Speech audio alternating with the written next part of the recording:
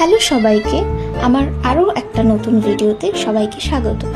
তো এটা ছিল সরস্বতী পুজোর প্রথম দিন। আমি শাড়ি টাড়ি পরে রেডি হয়ে বেরিয়ে পড়েছিলাম সবার সাথে। তো খুব খিদে পেয়ে গেছিলো। আমরা অঞ্জলি দিয়েই ডমিনোজে চলে গেছি, তাই হাতের কাছে যেটা পেয়েছি। তারপরে খেয়েছিলাম ডাবটা বেরিয়েছিল শাঁসওয়ালা, তো সেই জন্যই মিষ্টি ছিল ডাবটা খুব খেতে। শাঁসওয়ালা ডাবের জলগুলো না খুব মিষ্টি হয় খেতে, দিয়ে আমার তো খুব ফেভারিট। তারপরে আমরা চলে এসেছিলাম খেয়ে দিয়ে উত্তরের আড্ডায়। এত সুন্দর করে এবছর সাজিয়েছে, প্রচণ্ড ভিড় ছিল। সব কলেজের স্কুলের ছেলে মেয়েগুলো যেন এখানেই এসে জমাট বেঁধেছে, এত ক্রাউডিং।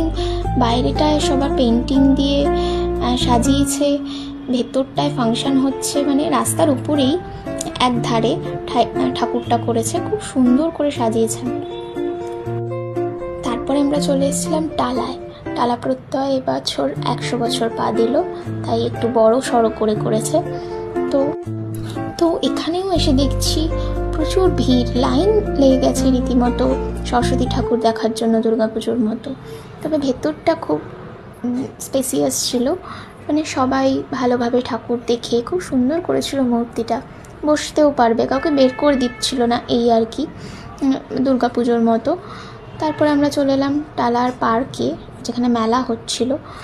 আর মেলা মানেই তো নানা রকম স্টল, নানা রকম পছন্দের রাইডস, খাবার দাবার প্রচুর। এই হচ্ছে আমার বান্ধবী সুদীপা। তো আমরা মেলায় ঘুরে টুরে লাস্টে মেলা থেকে আমরা ঘুগনি খেলাম।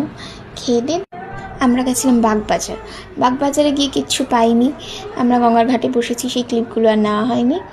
তারপরে এটা হচ্ছে সুদীপার বাড়ির পুজো। সুদীপার বাড়িতে এবছর খুব সুন্দর করে সরস্বতী পুজো হয়েছে।